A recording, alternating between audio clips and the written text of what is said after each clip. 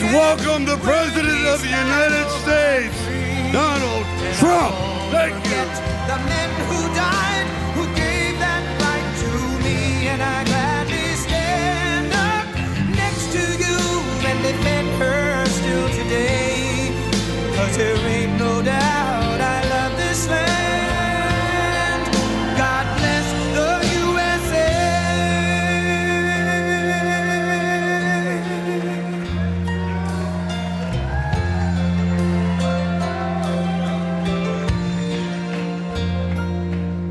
From the lakes of Minnesota to the hills of Tennessee, across the plains of Texas, from sea to shining sea, from Detroit down to Houston and New York to LA, where there's pride in every American heart, and it's time we stand and say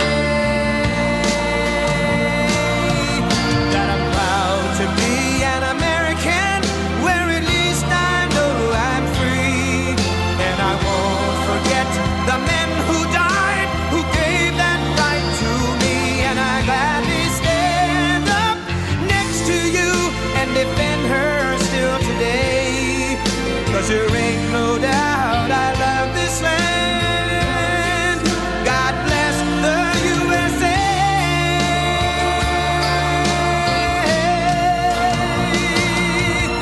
And I'm proud to be an American, where at least I know I'm free, and I won't forget the men who died, who gave that right to me, and I gladly stand up next to you and defend her still today.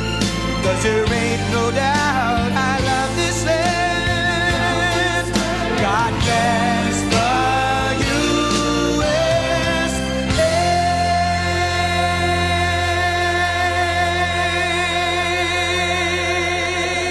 Thank you very much. Wow. Well, thank you, Sly. You know, Sly does not do that. He doesn't do that stuff. And he did a beautiful job, and I want to thank you and John Voight for being here. John, the great fight movies, I think Sly has a lot of them, and John has The Champ. What a movie that was, right? But I want to thank everybody for being here. You know, when Mrs. Post and E.F. Hutton, her husband at the time, when they built Mar-a-Lago many years ago, the Roaring 20s, it was the Roaring 20s, and we're hotter right now than they ever were in the Roaring 20s, I believe. And we're going to be a lot hotter, but we're going to keep it going. We're not going to have 1929 happen. Although, if it would have continued the way it was, it might not have been too good.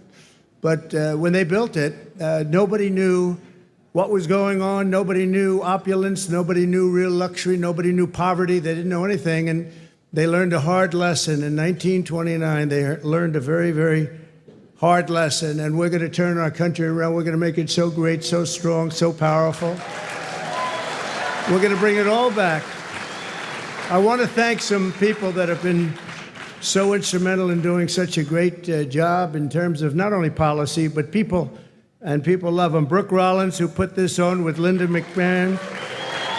Linda has been a great friend of mine for a long time, right, Linda? I want to thank you very much. And the America First Policy Institute, what a job they've done. But I said, you know, the policy is much more important if we do it for 8 years than it is if we do it for 4 years. So I said, let's do this. Don't worry about your policy. Let's get out and let's win the election. But nobody knew we were going to win it the way we wanted. That was our big one. So that was really great. And Javier, I'd like to congratulate you on the job you've done for Argentina. Your speech was beautiful, but the job you've done is incredible. Make Argentina great again. You know, MAGA. He's a MAGA person. And you know, he's doing that. He's actually doing that. Just happens to work with EA. That one we don't have to worry about. It doesn't work so well with other countries, but you know what? I think your numbers are working also. You've done a fantastic job in a very short period of time. It's an honor to have you here. That's really great. Thank you. Also, Speaker Mike Johnson, wherever you may be, Mike, in this very big and crowded room. Thank you, Mike. I went yesterday, just in case. I said, look, I want to tell you, I'm behind this man 100%, and he got 100% of the vote from Republicans. Are you sure? You sure, huh? No, he's doing a great job. Nothing easy. We actually had one little period, about 4 weeks, where we had a majority of one. That was not pretty, right? And you handled it beautifully. He just kept that stiff upper lip, but he's doing a really good job. And that was a great vote you got yesterday. Totally unanimous vote. Congratulations, Mike. That's beautiful.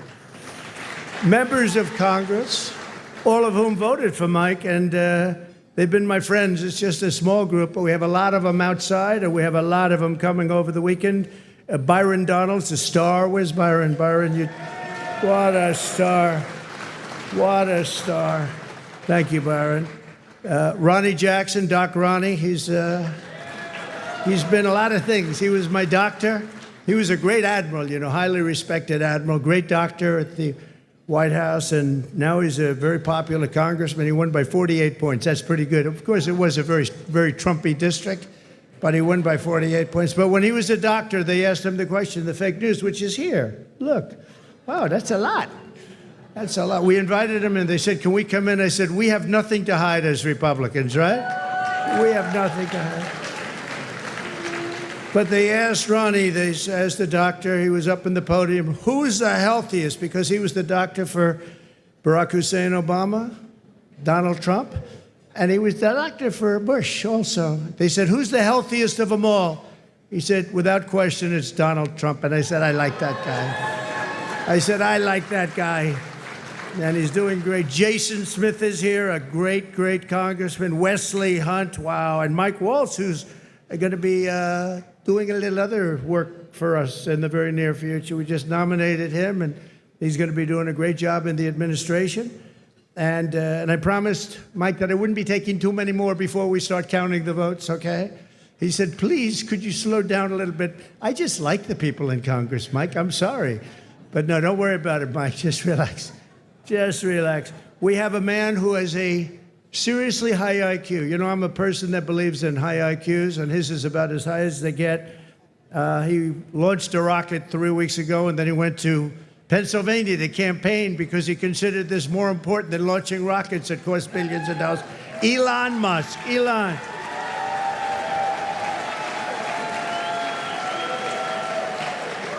What a job. What a job he does. And he happens to be a really good guy.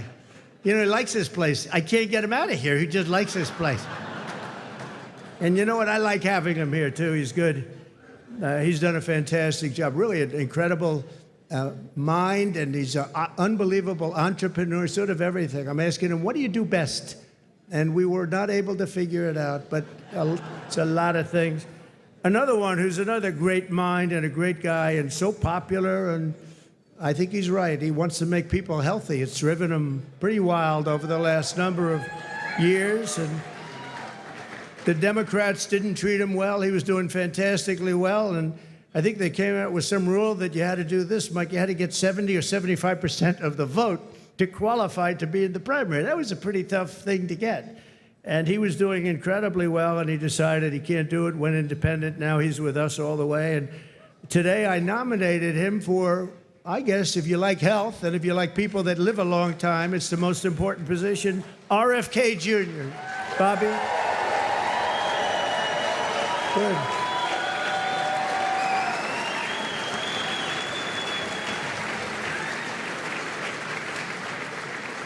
And I just looked at the news reports. People like you, Bobby. Don't get too popular, Bobby. Oh. You've reached about the level. Now, we want you to come up with things and ideas and what you've been talking about for a long time, and I think you're going to do some unbelievable things. Nobody's going to be able to do it like you, and boy, does he feel it in his heart. So congratulations also to your family. And a woman who was a Democrat and was an independent, she went independent, and last week she said, I want to be a Republican because this is what I stand for. And I've always admired her, and I've admired her because she was loaded up with common sense, and it's all about common sense. I mean, we're conservative in this room, but we we can understand the other side, but what we really are is people with common sense. And I think that's why we won with the numbers that we won by. Tulsi Gabbard. Thank you, Tulsi. Great common sense. And you have Vivek Ramaswamy. It's taken people a long time, and now that name is emblazoned into their brain. But Vivek, wherever you may be, where are you, Vivek? Thank you, Vivek. Good. He's working with Elon on efficiency. They're working on efficiency, among other things, and they're going to be saving a lot of money and making our country stronger and better. And they'll be coming out with individual reports, but a big one toward the end. And you put those two together, it's going to be really great. So we look forward to seeing it, working with Elon, and that'll be a great experience. You're going to learn something from Elon, I think, right? It's going to be great. Thank you very much, Vivek. And great job. What you've done is fantastic. And somebody that I've admired for a long time, but I've really gotten to know him in my political life, but especially, I think, over the last year, more than maybe ever before, maybe more than even in the first 4 years, because we had a tremendous success to my first term, and then bad things happened, and we had to wait. I couldn't wait. I was saying, they're not going to do it. They're not going to help us. They're not going to save this country. And it really dawned on me about 10 days out. I said, wait a minute, with 10 days, I waited 4 years, 3 years, 2 years. All of a sudden, it's 10 days, and then every day seemed so long. But I knew by the crowds we were getting, it was going to be really something. And Newt Gingrich got up, and he said, this is a very special thing that's happening, because nobody has ever had crowds, and they just wanted hope. They wanted something. They just didn't want what they had. And nobody expressed it more beautifully than Newt Gingrich. And thank you, Newt, very much. It was really beautiful. And Callista, thank you very much. Thank you, Callista. But the American people have just delivered really something very, very amazing. The biggest political victory in 129 years. Can you believe that, Newt? 120. They said the most consequential election. I love that word. It's a beautiful word. Most consequential election in the last 129 years. Wow, that's something. So we swept all swing states. We won the popular vote. Oh, I love that. You know, in the last one, in my first term, they said he won the election, but they always followed by, he didn't win the popular vote. That's what they say. I don't even know, is it true or not? Who knows?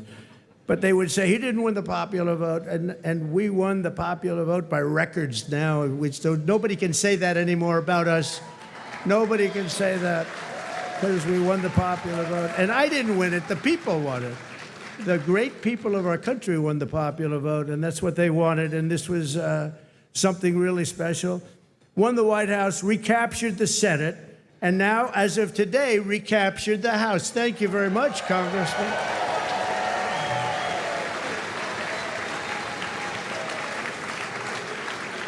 And on track, looks like we have it, the largest margin in the national vote in presidential year since 1928. That's a long time ago. Well, that's interesting. That's when this House was built, 1928. It took a lot of years, but that was when it was completed. And something that I just read here, and I saw from one of our friends from the news, from the media, we won, I didn't know this, we won 49 out of 50 states, shifted toward the GOP significantly. That's a big number. So we won the largest share of black and Hispanic votes of any Republican in the history of our country, recorded history of our country. So we won, think of that. We won the largest share of black and Hispanic voters. That's so incredible. They're unbelievable people. We respect them. We admire them. They've been through a lot. And they like us, and it wasn't easy. It wasn't easy, but if you take a look at the border of Texas, the governor called me, Greg Abbott, who's a great guy, called me up. He said, you won every single town on the border, and these towns were always blue. They were a dark, strong blue, and we won every single town up and down the border in Texas. We won with married women. What about unmarried women? What happened to unmarried women? We won with married women. We won half of all ages. Think of that. More than 50% of the 18 to 29-year-olds, the highest in many decades, the highest number. And again, it really has to do with common sense. You know, people don't want men playing in women's sports, right? They don't want it.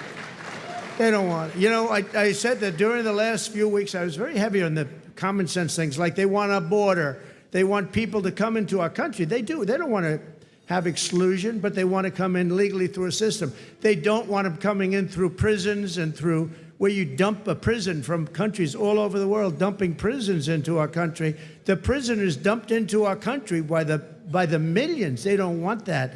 They don't want all of the kind of things that they don't want drug dealers. They don't want gang members. They don't want people that are causing trouble. They don't want people that the country doesn't want. And they had I would say a truth, Elon would say an X, but it came out and it had 12 different things, and it went down a list of things, and part of it was that the cartels were bringing in drugs. They don't want them at stopping. Wait till you see the numbers that are going to be released.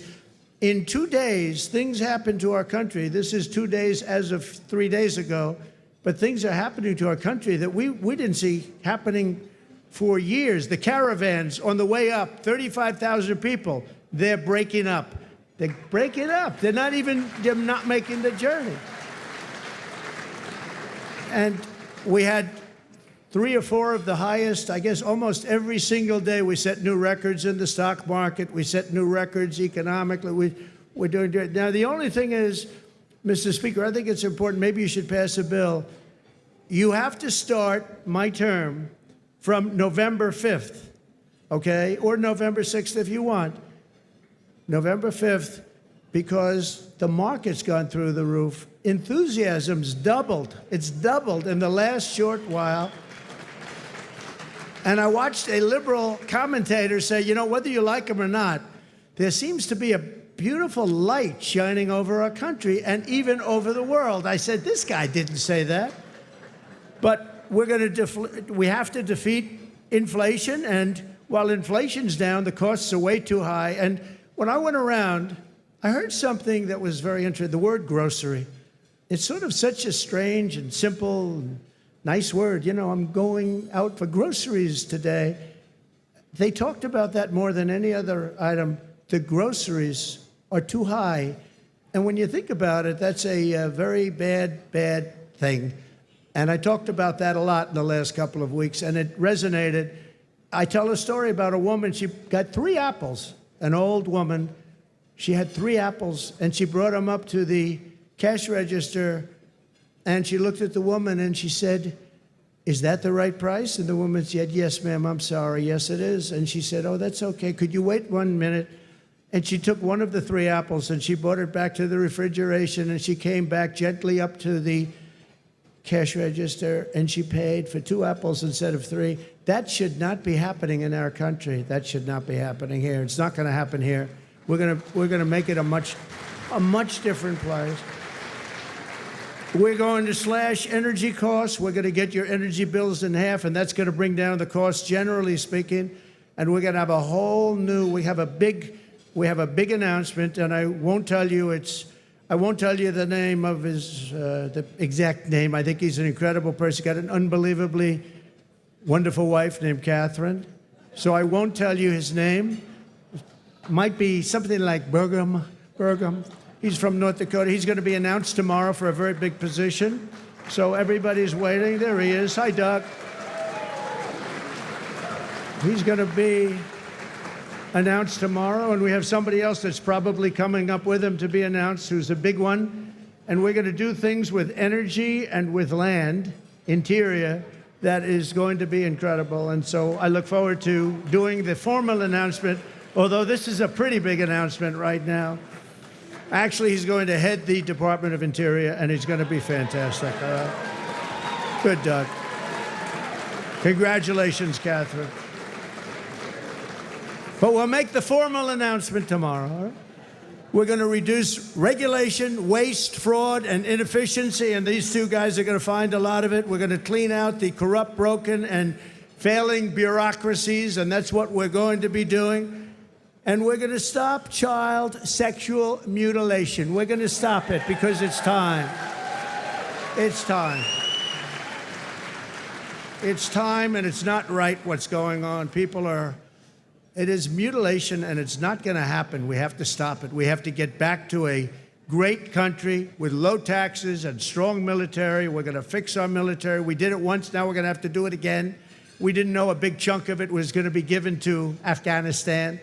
We're going to work on Middle East, and we're going to work very hard on Russia and Ukraine. It's got to stop. Russia and Ukraine's got to stop.